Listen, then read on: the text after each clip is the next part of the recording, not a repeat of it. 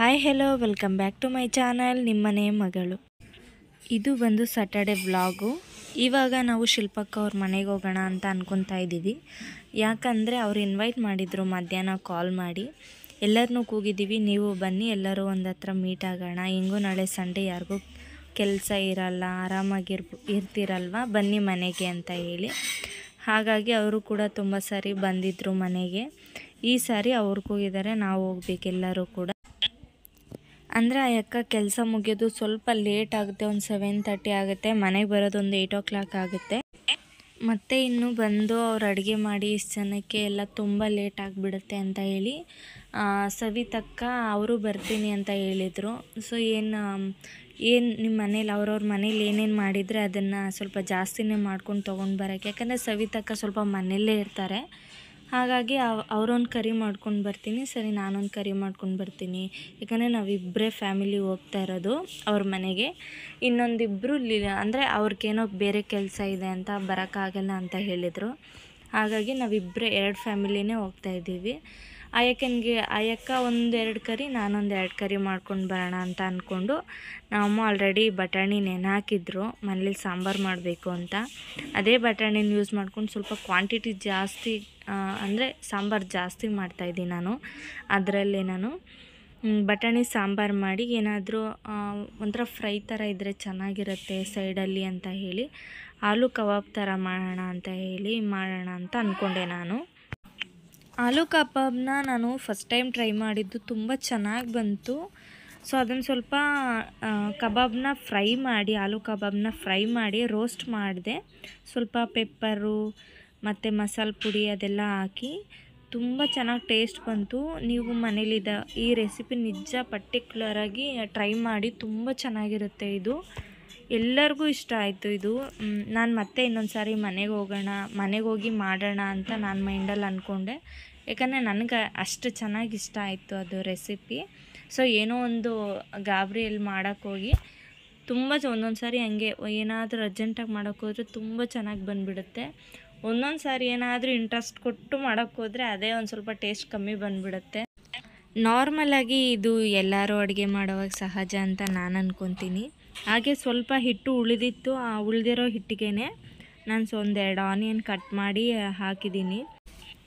ಯಾಕಂದರೆ ಹಿಟ್ಟು ವೇಸ್ಟ್ ಆಗಬಾರ್ದಲ್ಲ, ಹಾಗಾಗಿ ಆನಿಯನ್ ಕೂಡ ತುಂಬ ಚೆನ್ನಾಗಿತ್ತು. ಅದರ ಜೊತೆಗೆ ಹಾಕಿದ್ದಕ್ಕೆ ಏನೋ ಉಳಿದಿದೆ ಹಿಟ್ಟು ಅಂತ ಹಾಕಿದ್ದಕ್ಕೆ ತುಂಬ ಚೆನ್ನಾಗಿ ಬಂತು ಅದು ಕೂಡ. ನಾವು ಎಲ್ಲ ರೆಡಿಯಾಗಿ ಹೊರಡೋ ಅಷ್ಟರಲ್ಲಿ, ನಾನು ಎಲ್ಲ ಅಡುಗೆ ಮಾಡಿ ಹೊರಡೋ ಅಷ್ಟರಲ್ಲಿ ಏನಿಲ್ಲ ಅಂದರೂ 9 o'clock ಆಗೋಯಿತು. ಅವ್ರ ಮನೆಗೆ ಹೋಗೋಷ್ಟರಲ್ಲಿ ಸವಿತಕ್ಕವರು ನಾವು ಜೊತೆಗೇ ಹೊರಟ್ವಿ. ಮತ್ತು ಅವ್ರ ಮುಂಚೆ ಬಂದು ಅಲ್ಲಿ ವೆಯ್ಟ್ ಮಾಡೋದೆಲ್ಲ ಏನಕ್ಕೆ, ಇಬ್ಬರು ಒಟ್ಟಿಗೆ ಹೋಗೋಣ ಅಂತ ಹೇಳಿ ಇಬ್ಬರು ಒಟ್ಟಿಗೆ ಹೊರಟ್ವಿ. ನಮ್ಮ ಮನೆಯವ್ರು ಒಂದು 7-7:30 ಮನೆಗೆ ಬಂದಿದ್ದರು. ಸೊ ಹಾಗಾಗಿ ನನಗೇನು ಪ್ರಾಬ್ಲಮ್ ಆಗಿಲ್ಲ, ಬೇಗನೆ ಹೊರಟ್ವಿ. ಮತ್ತು ಅಲ್ಲಿ ಏನು ಅಡುಗೆ ಮಾಡಲ್ಲ, ಎಲ್ಲ ಇಲ್ಲಿಂದನೇ ಮಾಡ್ಕೊಂಡು ಹೋಗ್ತೀವಿ ಅಂತ ಅಂದ್ಕೊಂಡು ಹೋದ್ರಿ. ಅಲ್ಲಿ ಹೋದ್ಮೇಲೆ ಪ್ಲ್ಯಾನೇ ಚೇಂಜ್ ಆಯಿತು. ಬಜ್ಜಿ ಮಾಡೋಣ, ಎಗ್ ರೋಸ್ಟ್ ಮಾಡೋಣ ಅಂತ ಎಲ್ಲರೂ ಹೇಳಿದ್ರು. ಸರಿ ಎಷ್ಟೊತ್ತು ಮಾಡೋಣ ಅಂತ ಎಲ್ಲರೂ ಹೇಳಿದ್ದಕ್ಕೆ ಸ್ಟಾರ್ಟ್ ಮಾಡ್ಕೊಂಡ್ವಿ ಒಂದೊಂದು ಕಡೆ ಒಬ್ಬರು. ಮತ್ತು ಬೆಳಗ್ಗೆಗೆ ನಾನ್ ವೆಜ್ ಬೇರೆ ಮಾಡಬೇಕಾಗಿತ್ತಲ್ಲ, ಹಾಗೆ ಜಿಂಜರ್ ಗಾರ್ಲಿಕ್ ಪೇಸ್ಟು, ಬೆಳ್ಳುಳ್ಳಿ ಬಿಡಿಸೋದಾಗಲಿ, ಶುಂಠಿ ಬಿಡಿಸೋದಾಗಲಿ ಆಗ್ಲೇ ನೈಟೇ ಸ್ಟಾರ್ಟ್ ಮಾಡ್ಕೊಂಡ್ವಿ ನಾವು. ಮತ್ತು ಬೆಳಗ್ಗೆ ಎಲ್ಲ ಲೇಟ್ ಆಗಿಬಿಡುತ್ತೆ ಟಿಫನ್ ಟೈಮ್ಗೆಲ್ಲ. ನಮಗೆ ಏನಂದ್ರೆ ನಾನ್ ವೆಜ್ ರೆಡಿ ಇರಬೇಕು ಅಂತ ನಾವು ಅಂದ್ಕೊಂಡಿದ್ದು. ಯಾಕಂದರೆ ಡೇ ಎಲ್ಲ ನಾವು ಅಡುಗೆ ಮಾಡ್ಕೊಂಡು ಕುತ್ಕೊಂಡ್ರೆ ಮಾತಾಡೋಕ್ಕೆ ಮತ್ತು ಟೈಮ್ ಸ್ಪೆಂಡ್ ಮಾಡೋಕ್ಕಾಗಲ್ಲ ಅಂತ ಹೇಳಿ ಬೇಗ ಮಾಡಿಬಿಡೋಣ ಅಡುಗೆ, ನೈಟೇ ಒಂದು ಸ್ವಲ್ಪ ಎಲ್ಲ ರೆಡಿ ಮಾಡ್ಕೊಂಡು ಇಟ್ಕೊಂಡು ಅಂತ ನಾವು ಅಂದ್ಕೊಂಡು ಎಲ್ಲ ಬಿಡಿಸ್ಕೊತಾ ಇದ್ದೀವಿ. ಇಲ್ಲಿ ಇವಾಗ ನೈಟ್ ಎಗ್ ರೋಸ್ಟು ಬಜ್ಜಿ ಕೇಳಿದ್ರು. ಹೆಂಗೂ ರೈಸ್ ಇಟ್ಟಿದ್ರು ಅಯ್ಯಕ್ಕ. ನಾನು ಸಾಂಬಾರು ಮಾಡ್ಕೊಂಡು ಹೋಗಿದ್ದೆ. ಅಯ್ಯಕ್ಕ ಆಂಧ್ರ ಸ್ಪೆಷಲ್ ಪಪ್ಪು ಅಂತಾರಲ್ಲ, ಅದು ತೊಗೊಂಡು ಬಂದಿದ್ರು. ಮತ್ತು ಆಲೂ ಕಬಾಬ್ ಬೇರೆ ಇತ್ತು. ಅದ್ರ ಜೊತೆಗೆ 2 ಐಟಮ್ ಆ್ಯಡ್ ಆಯಿತು. ಅಂದರೆ ಎಲ್ಲರೂ ಒಂದೊಂದು ಕೆಲಸ ಡಿವೈಡ್ ಮಾಡ್ಕೊಂಡಿದ್ವಿ ನಾವು. ಒಬ್ಬರು ಮೆಣಸಿನ್ಕಾಯಿ ಕುಯ್ತಾಯಿದ್ರು, ಮತ್ತು ಒಬ್ಬರು ಹಸಿಟ್ಟು ಕಲಿಸ್ಕೊತಾ ಇದ್ರು, ಇನ್ನೊಬ್ಬರು ಎಗ್ ಬಾಯ್ಲ್ ಮಾಡೋದೇ ಆಗಲಿ ಮತ್ತು ಬೆಳ್ಳುಳ್ಳಿ ಬಿಡಿಸೋದಾಗಲಿ. ಮಕ್ಕಳು ಕೂಡ ಹೆಲ್ಪ್ ಮಾಡ್ತಾಯಿದ್ರು. ಕ್ಯಾರೆಟು ಪೀಲ್ ಮಾಡೋದು, ಇಲ್ಲ ಅದನ್ನು ಗ್ರೇಟ್ ಮಾಡೋದು ಎಲ್ಲನೇ. ಯಾಕಂದರೆ ಸ್ಟಫಿಂಗ್ ಬೇರೆ ಬೇಕಲ್ಲ ಬಜ್ಜಿ ಹಾಗೆ ತಿನ್ನಲ್ಲ, ಸ್ಟಫಿಂಗ್ ಇರಲೇಬೇಕು. ಯಾಕಂದರೆ ಎಲ್ಲರಿಗೂ ರೂಢಿ ಆಗಿಬಿಟ್ಟೈತೆ, ಸ್ಟಫಿಂಗ್ ಇಲ್ದಿರ ತಿನ್ನೋಕ್ಕಾಗಲ್ಲ. ಕ್ಯಾರೆಟು, ಆನಿಯನ್ನು ಮತ್ತು ಒಂಚೂರು ಪುಡಿ, ಮಿಕ್ಸ್ ಪುಡಿ ಅಂದರೆ ಖಾರದ ಪುಡಿ ಆದರೂ ಖಾರದ ಪುಡಿ, ಸಾಲ್ಟು ಯಾವುದಾದ್ರೂ ಸರಿ, ಚಾಟ್ ಮಸಾಲ, ಎನಿಥಿಂಗ್ ಯಾವುದಾದ್ರೂ ಸರಿ, ಮೂರನ್ನು ಮಿಕ್ಸ್ ಮಾಡ್ಕೊಂಡು ಹಾಕ್ಕೊಂಡ್ರೆ ಸಿಕ್ಕಾಪಟ್ಟೆ ಚೆನ್ನಾಗಿರುತ್ತೆ. ಹಂಗೆ ಯಾವಾಗಲೂ ಬಜ್ಜಿ ಮಾಡಿದ್ರು ಇದೆ ಸ್ಪೆಷಲ್ ಅಂತ ಹೇಳ್ಬೋದು, ಮಸಾಲ ಹಾಕ್ಕೊಂಡು ತಿನ್ನೋದು. ನಾನು ಕೊಡ್ತಾಯಿದ್ದೀನಿ ಎಲ್ಲರಿಗೂ. ಅವರು ಸವಿತಕ್ಕೆಲ್ಲ ಬಜ್ಜಿ ಮಾಡಿ ಕೊಡ್ತಾವ್ರೆ. ಈ ಅಕ್ಕ ಎಗ್ ರೋಸ್ಟ್ ಮಾಡ್ತಾಯಿದ್ದೆ, ನಾನು ಎಲ್ಲರಿಗೂ ಕೊಡ್ತಾಯಿದ್ದೀನಿ ಕಟ್ ಮಾಡಿ. ಮತ್ತು ಮಕ್ಳಿಗೆ ತಿನ್ನೋಕ್ಕಾಗಲ್ಲ, ಕಟ್ ಮಾಡಿ ಕೊಟ್ರೇ ಅವರು ತಿನ್ನೋಕ್ಕಾಗೋದು. ಹಾಗಾಗಿ ಫಾಸ್ಟಾಗಿ ಕೊಡ್ತಾಯಿದ್ದೀನಿ. ಒಬ್ರಿಗೆ ಮೊಸರು ಹಾಕಿ ಕೊಡಬೇಕು ಅಂತಾರೆ, ಒಬ್ಬರು ಸ್ವೀಟ್ ಚಟ್ನಿ ಹಾಕ್ಕೊಡು ಅಂತಾರೆ. ಅವ್ರಿಗೆ ಹಿಂಗೆ ಬೇಕೋ ಹಂಗೆ, ಯಾರ್ಯಾರಿಗೆ ಹಿಂಗೆ ಬೇಕೋ ಹಂಗೆ ಹಾಕ್ಕೊಡೋಣ ಅಂತ ಹೇಳಿ ಹಾಕ್ಕೊಡ್ತಾ ಇದ್ದೀನಿ. 1 kg ಬಜ್ಜಿ ಫುಲ್ ಖಾಲಿ, ಹೊಟ್ಟೆ ತುಂಬ ಅದೇ ತಿಂದ್ರೇನೋ, ಎಗ್ಗು ಬಜ್ಜಿ ಇದೇ ಆಗೋಯ್ತು. ಊಟ ಎಲ್ಲ ಸ್ವಲ್ಪನೇ ತಿಂದಿತ್ತು ನೈಟಿಗೆ. ನಾವೆಲ್ಲ ಕಂಪ್ಲೀಟ್ ಮಾಡಿ ತಿಂದು ಮಲಗೋ ಅಷ್ಟರಲ್ಲಿ, ಮಲಗಿಲ್ಲ ಬಿಡಿ, ನಾವು ತಿಂದು ಎಲ್ಲ ಆಗೋ ಅಷ್ಟರಲ್ಲಿ 12 ಆಯಿತು. ನಾವು 12:30 ಆಯಿತು ನಾವು ಊಟ ಮಾಡೋಷ್ಟರಲ್ಲಿ. 12:30ಇಂದ 4 o'clockವರೆಗೂ ಕಂಟಿನ್ಯೂಸ್ ಆಗಿ ಮಾತಾಡಿದ್ದೀವಿ.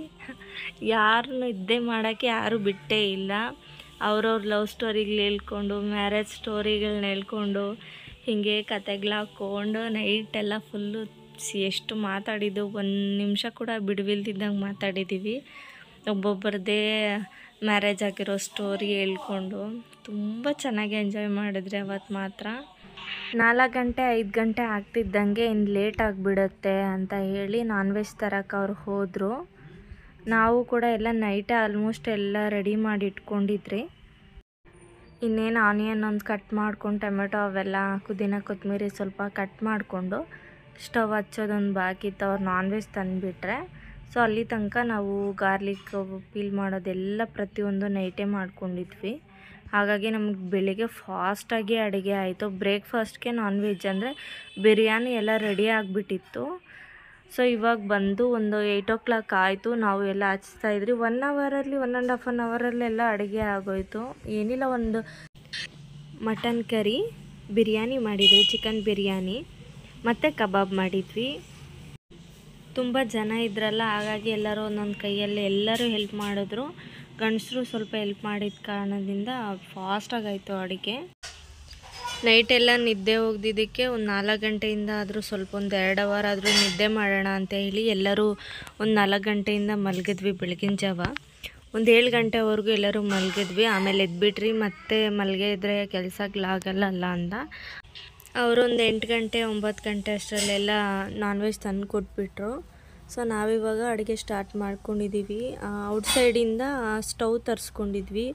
ಯಾಕಂದರೆ ನಾರ್ಮಲಾಗಿ ಒಲೆಯಲ್ಲಿ, ಮನೇಲಿರೋ ಸ್ಟವಲ್ಲಿ ಅಷ್ಟು ಬೇಯಿಸೋಕ್ಕಾಗಲ್ಲ, ತುಂಬ ಹೊತ್ತಾಗ್ಬಿಡುತ್ತೆ ಅಂತ ಹೇಳಿ ತರಿಸ್ಕೊಂಡಿದ್ವಿ.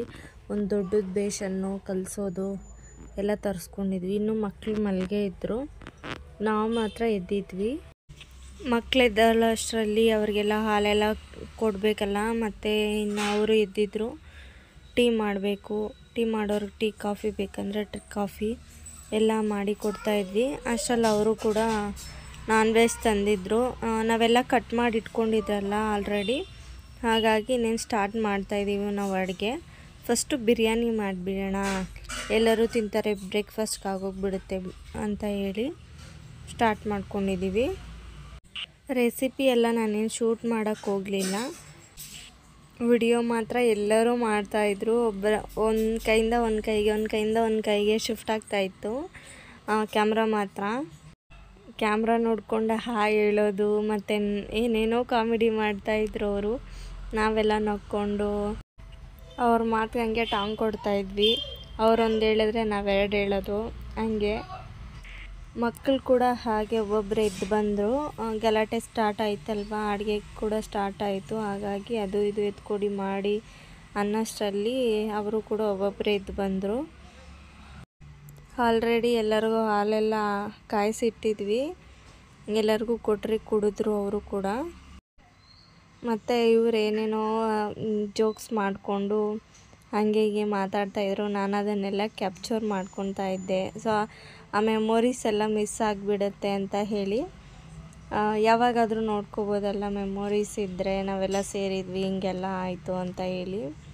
ಸೊ ಈಗ ಎಲ್ಲರೂ ಸೇರಿದ್ರೆ ಮಾತ್ರ ಸಿಕ್ಕಾಪಟ್ಟೆ ಎಂಜಾಯ್ ಮಾಡ್ತೀವಿ. ಮಾತು ಮಾತು ಮಾತು ಎಷ್ಟು ಮಾತಾಡ್ತೀವೋ ಬಾಯಿಗೆ ನೋವಲ್ಲೇನೋ ಅಷ್ಟು ಮಾತಾಡ್ತೀವಿ. ಫ್ರೆಂಡ್ಶಿಪ್ಪಲ್ಲಿ ಈಗೋ ಅನ್ನೋದೊಂದು ಇಲ್ಲ ಅಂದರೆ ಎಲ್ಲ ಪರ್ಫೆಕ್ಟಾಗಿ ನಡೆಯುತ್ತೆ. ಹಾಗಾಗಿ ನಮ್ಮ ಫ್ರೆಂಡ್ಶಿಪ್ ಯಾವಾಗಲೂ ತುಂಬ ಚೆನ್ನಾಗಿರುತ್ತೆ ಅಂತ ಹೇಳ್ಬೋದು. ಯಾಕಂದರೆ ನಾವು ಯಾವತ್ತೂ ಅವ್ರನ್ನ ನೋಡಿಲ್ಲ. ನಾನು ಕೂಡ ಮದುವೆ ಆದಮೇಲೆ ನನಗೆ ಇವರೆಲ್ಲ ಪರಿಚಯ ಆಗಿರೋದು. ಆವತ್ತಿಂದ ಇವತ್ತಿನವರೆಗೂ ಯಾರೂ ಅಷ್ಟೇ ಒಂದು ಪರ್ಟಿಕ್ಯುಲರ್ ಒಂದು ವರ್ಡು ಕೂಡ ಯಾರೂ ಬೇಜಾರು ಮಾಡ್ಕೊಂಡಿಲ್ಲ. ಎಷ್ಟು ಚೆನ್ನಾಗಿದ್ದೀವಿ ಅಂದರೆ ಎಲ್ಲರೂ ಅಷ್ಟೇ, ಏನಾದರೂ ಬರ್ತ್ಡೇ ಆಗಲಿ ಆ್ಯನಿವರ್ಸರಿ ಆಗಲಿ ಎಲ್ಲ ಒಟ್ಟಿಗೆ ಸೇರ್ತೀವಿ, ತಿಂತೀವಿ, ಮಾಡ್ತೀವಿ, ಮಾತಾಡ್ತೀವಿ, ಎಷ್ಟು ಸಿಕ್ಕಾಪಟ್ಟೆ ಎಂಜಾಯ್ ಮಾಡ್ತೀವಿ. ಸೊ ನಾನು ಲೈವಾಗಿ ತೋರಿಸೋಣ ಅಂತ ಅನ್ಕೊತೀನಿ. ಬಟ್ ಮಕ್ಕಳೆಲ್ಲ ಗಲಾಟೆ ಮಾಡ್ತಾಯಿರ್ತಾರೆ, ಮತ್ತು ನಾವೇ ಒಂದು ಮಾತಾಡ್ತೀವಿ, ಅವರು ಗಲಾಟೆ ಮಾಡೋ ಸೌಂಡು ಕೇಳಿಸಲ್ಲ ಅಂತ ಹೇಳಿ ನಾನು ಸುಮ್ಮನೆ ಸರಿ ವಾಯ್ಸ್ ರೆಕಾರ್ಡ್ ಕೊಟ್ಕೊಳ್ಳೋಣ ಬಿಡು ಅಂತ ಹೇಳಿ ಸುಮ್ಮನೆ ಆಗಿಬಿಡ್ತೀನಿ. ಮೈಕ್ ತೊಗೊಂಡ್ರೆ ಚೆನ್ನಾಗಿ ಕೇಳಿಸುತ್ತೆ ಅಂತ ಅಂದ್ಕೊತೀನಿ. ಮೈಕ್ ತೊಗೋಬೇಕು. ನೆಕ್ಸ್ಟ್ ಟೈಮ್ಗೆ ಮೈಕ್ ತೊಗೊಂಡು ಲೈವ್ ವಿಡಿಯೋ ಮಾಡ್ತೀನಿ ನಾನು ಒಂದು ದಿವಸ. ಸೊ ಅವಾಗ ಗೊತ್ತಾಗುತ್ತೆ ನಾವು ಎಷ್ಟು ಚೆನ್ನಾಗಿ ಎಂಜಾಯ್ ಮಾಡ್ತೀವಿ, ಗೇಮ್ಸ್ ಆಡ್ತೀವಿ ಎಲ್ಲರೂ ಸೇರಿಕೊಂಡು ಅಂತ. ಈಗ ಬಿರಿಯಾನಿ ಸ್ಟಾರ್ಟ್ ಮಾಡ್ಕೊಂಡಿದ್ದೀನಿ ನಾನು. ಬಿರಿಯಾನಿ ಮಾಡಿಬಿಟ್ಟು ಕಬಾಬ್ ಕಲಸಿಕ್ತಾಯಿದ್ದೀನಿ. ಸವಿತಕ್ಕ ಬಂದು ಆಂಧ್ರ ಸ್ಟೈಲಲ್ಲಿ ಮಟನ್ ಕರಿ ಮಾಡ್ತಾವ್ರೆ. ಸಿಕ್ಕಾಪಟ್ಟೆ ಚೆನ್ನಾಗಿ ಮಾಡ್ತಾರೆ ಅವರು. ಅವರ ಮಾಡೋ ಅಡುಗೆನೇ ನನಗಂತೂ ಎಷ್ಟು ಇಷ್ಟ ಅಂದರೆ ಒಂದು ತುತ್ತು ತಿನ್ನೋ ಹತ್ರ 2-3 ತುತ್ತು ಎಕ್ಸ್ಟ್ರಾ ತಿನ್ಬೋದು, ಅಷ್ಟು ಚೆನ್ನಾಗಿ ಅವ್ರು ಟೇಸ್ಟಾಗಿ ಮಾಡ್ತಾರೆ. ಆವತ್ತಿಂದ ಅವರು ಅಡುಗೆ ಚೆನ್ನಾಗಿ ಮಾಡ್ತಾರೆ. ನಾನು ಹೇಳ್ತಾ ಇರ್ತೀನಿ ಯಾವಾಗಲೂ, ನೀನು ಮಾಡೋ ಅಡುಗೆನ ನಂಗೆ ಸಿಕ್ಕಾಪಟ್ಟೆ ಇಷ್ಟ ಅಂತ ಹೇಳ್ತಾನೆ ಇರ್ತೀನಿ. ಯಾವಾಗಾದರೂ ಕೂತ್ಕೊಂಡ್ರು ಅಷ್ಟೇ ರೆಡ್ ಕಲರಾಗಿ ಮಾಡ್ತಾರೆ ಅವರು ಕರಿನ. ಏನು ಅಂದರೆ ಜಾಸ್ತಿ ಐಟಮ್ಸ್ ಏನು ಯೂಸ್ ಮಾಡಲ್ಲ, ಹಾಗೂ ಕೂಡ ಎಷ್ಟು ಚೆನ್ನಾಗಿ ಮಾಡ್ತಾರೆ ಅವರು. ಮತ್ತು ಆಂಧ್ರ ಸ್ಟೈಲಲ್ಲಿ ಏನೇನೋ ಪಚ್ಚಡಿ ಮತ್ತು ಬೆಳ್ಳುಳ್ಳಿ ಖಾರ ಅಂತಾರೆ, ಏನೇನೋ ಚಟ್ನಿ ಮಾಡ್ತಾರೆ ಅವರು. ಅವ್ರ ಮನೇಲಿ ಊಟಕ್ಕೆ ಕೂತ್ಕೊಂಡ್ರೆ ಒಂದು 4-5 ಥರ ಚಟ್ನಿನೇ ಇರುತ್ತೆ. ಚಟ್ನಿ ಪುಡಿಗಳೆಲ್ಲ ಮಾಡಿಟ್ಟಿರ್ತಾರೆ ಅವರು.